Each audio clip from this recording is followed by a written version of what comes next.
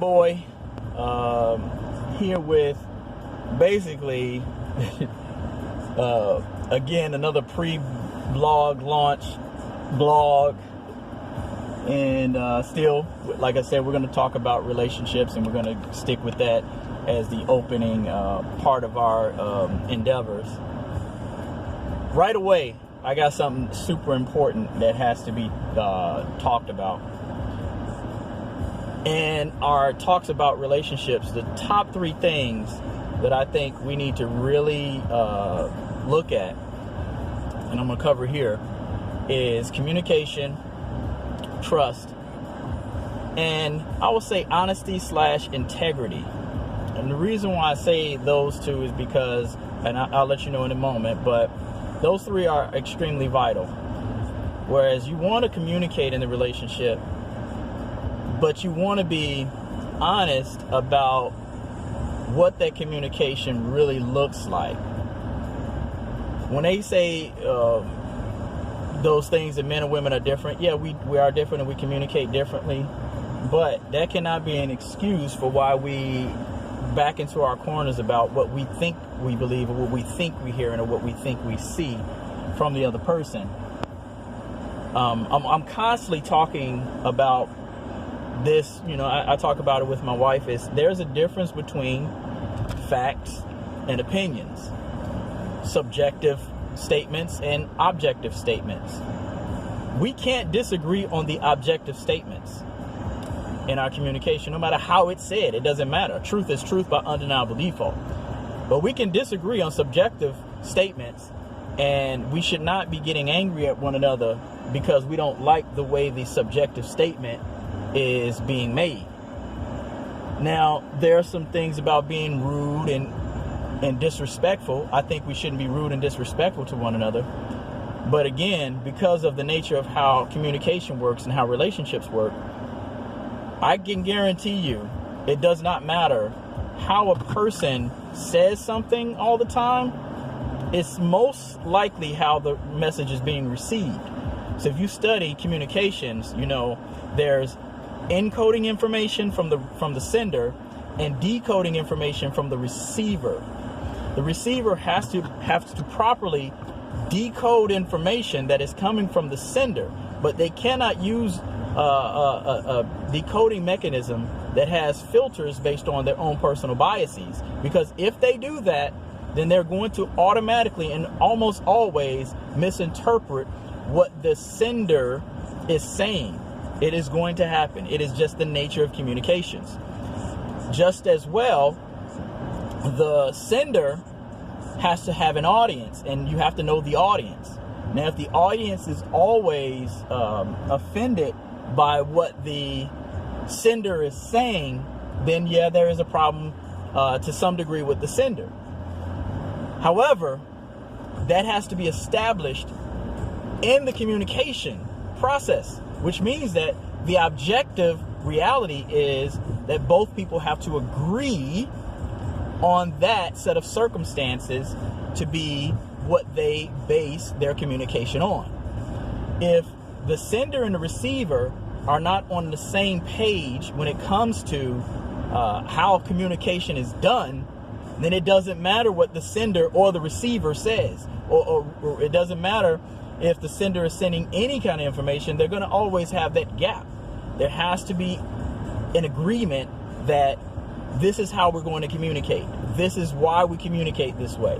This is the foundation on which communication will be held or stand. If that is never established, or if it cannot be established because of one or the other or both, then the communication is always going to be skewed. It's always going to be disruptive. It's always going to have these issues. It's always going to have this underlining, simmering problem that's going to be there. So communication is vital. Communication is vital. Yeah, I'm driving around again. Communication is vital. On top of the communication, like I said, trust. If there is no reason on which to distrust the person you're communicating with, then trust has to be assumed. If the trust has been broken, then the trust, yes, literally has to be rebuilt. But there has to be a reasoning and a reason for the mistrust and a foundation by which the trust can be rebuilt. If those things are not established, then trust will never be there. If a person comes into a relationship with mistrust issues and they never admit that those mistrust issues are not founded on the person that they're in the current relationship with, then the mistrust will always be there. It would always be simmering, just like the miscommunication. It will be simmering under the surface, always ready to rear its head if there is the opinion that something being said or done is causing that mistrust. I.e., that's why I said trust after communication. Because if I'm communicating or we're not communicating properly, that's going to continue to build upon that mistrust issue, and where trust can never be built.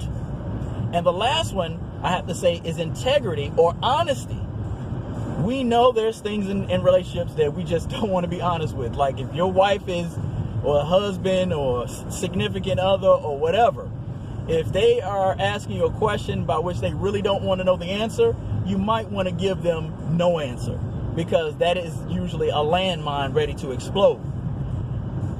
But trust builds on that idea of honesty and integrity within the relationship. Whereas this is who I am, and this is who I'm always going to be.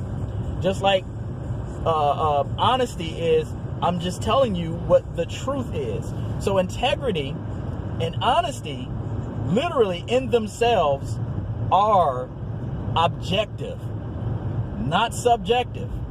Honesty cannot be subjective. Integrity cannot be subjective. Either the person you're in relationship with has integrity or they don't. They're honest or they're not. That's it. Communication is an art, but it's also a science. Trust is mostly science, but also there's a small bit of art to it. Integrity and honesty is all science. It either is or it's not. It can be tested, it can be proven, it can be misproven. Communication is usually a perception issue with what I'm feeling the person saying, what I'm hearing the person saying, and what the person thinks they're saying, or the person feels they're saying. See where there can be problems.